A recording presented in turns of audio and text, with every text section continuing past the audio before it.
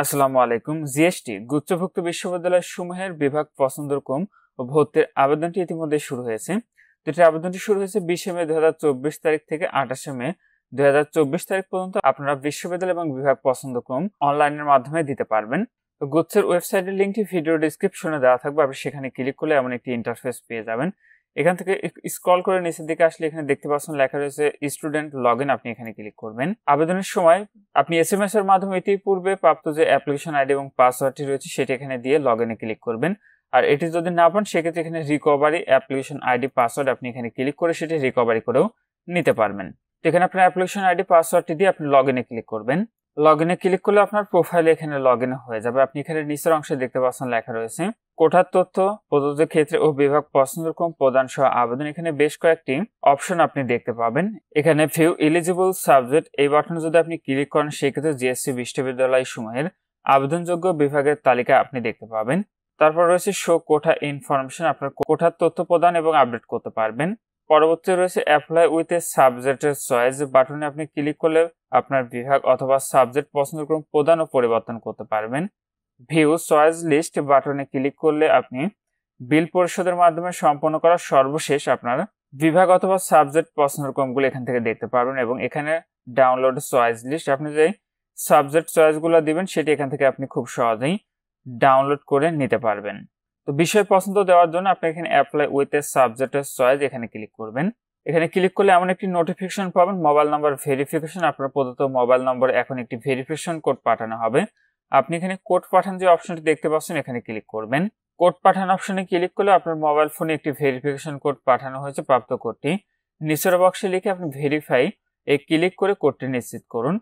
তো আপনার মোবাইল নাম্বারে যে 4 সংখ্যার যে ভেরিফিকেশন কোডটি যাবে সেটি এখানে লিখবেন। লিখে আপনি ভেরিফাই ক্লিক করবেন। ভেরিফাই ক্লিক করলে এখানে আপনি এমন আরেকটি মেসেজ পাবেন, দেখতে পাচ্ছেন লেখা রয়েছে বিভাগের পছন্দক্রম পরিবর্তনের জন্য ডান পাশের বিভাগের তালিকা মেনু থেকে চেঞ্জ সিরিয়ালে ক্লিক করুন। বিভাগ পছন্দক্রম পরিবর্তনের পরে তথ্য আপডেট করতে আপডেটে চাপ দিন। তথ্য আপডেট করতে না চাইলে আনডু চেঞ্জে চাপ দিন। পছন্দক্রম আপডেটের পরে চয়েস লিস্ট ডাউনলোড করে পছন্দক্রম সঠিক আছে কিনা তা নিশ্চিত হন। তো এখন আপনাকে এখান থেকে আপনার বিশ্ববিদ্যালয় এবং যে বিশ্ববিদ্যালয় আপনি পছন্দ দিবেন সেটি থেকে যে যে সাবজেক্টগুলো রয়েছে সেটাও নিচে দেখতে পাবেন। আপনাকে পর্যায়ক্রমে এখানে এখন পছন্দ দিতে হবে। তো আপনি যে যে বিশ্ববিদ্যালয় দিবেন প্রত্যেকটি বিশ্ববিদ্যালয়ের জন্য আপনাকে 500 টাকা করে কিন্তু ফি পরিশোধ করতে হবে। সেটি আপনি যখন এখানে আপনার বিশ্ববিদ্যালয়গুলো পছন্দ করবেন একটি একটি করে, তখন আপনি এখানে কত টাকা আপনার লাগবে এখানে আপনি পর্যায়ক্রমে সম্পূর্ণটি কিন্তু দেখতে পারবেন। তো এই পছন্দক্রমের বিষয়টি যেহেতু আপনার একান্ত ব্যক্তিগত, আপনি আপনার মতো করে এগুলো পছন্দ দিয়ে দিবেন।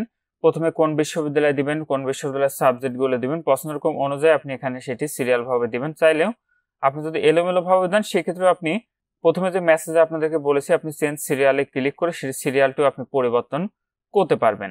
তো দেখতে পাচ্ছেন যে আমরা কিন্তু এখানে পছন্দ দিচ্ছি সেটি কিন্তু এখানে কিন্তু সিরিয়াল ভাবে কিন্তু চলে আসছে। তো পছন্দক্রমের বিষয়টি আপনি কিন্তু আপনার মতো করে দিয়ে দিবেন। আর এখানে সেভ অ্যান্ড পে লেটার এখানে যদি ক্লিক করেন সেই ক্ষেত্রে সেটি এখানে সেভ হয়ে থাকবে এবং পরবর্তীতে আপনাকে ফিটি পরিশোধ আপনি করতে পারবেন। আর মেক পেমেন্ট যে অপশনটি লেখা দেখতে পাচ্ছেন, আপনার সাবজেক্ট পছন্দ সম্পন্ন হয়ে গেলে মেক পেমেন্টে ক্লিক করে ফি পরিশোধ করতে পারবেন। তো ফিটি কিভাবে পরিশোধ করবেন সেটাও দেখিয়ে দিচ্ছি। এই যে এই অংশে দেখতে পাচ্ছেন 3 ডট যে মেনুটি রয়েছে এখানে ক্লিক করে চেঞ্জ সিরিয়াল এখান থেকে রিমুভ করতে পারবেন এবং এখান থেকে রিমুভ অল পিওএসটি মানে পাবনা বিজ্ঞান প্রযুক্তির যতগুলো আপনি পছন্দ দিয়েছেন সবগুলো একসঙ্গে এখান থেকে রিমুভ করে দিতে পারবেন। তো এখান থেকে বেশ কয়েকটি সুবিধা কিন্তু আপনারা পেয়ে যাবেন।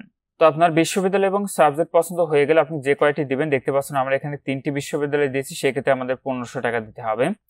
তো আপনার বিশ্ববিদ্যালয় এবং সাবজেক্ট অফ চয়েস সম্পূর্ণ হয়ে গেলে এখানে মেক পেমেন্টে ক্লিক করবেন।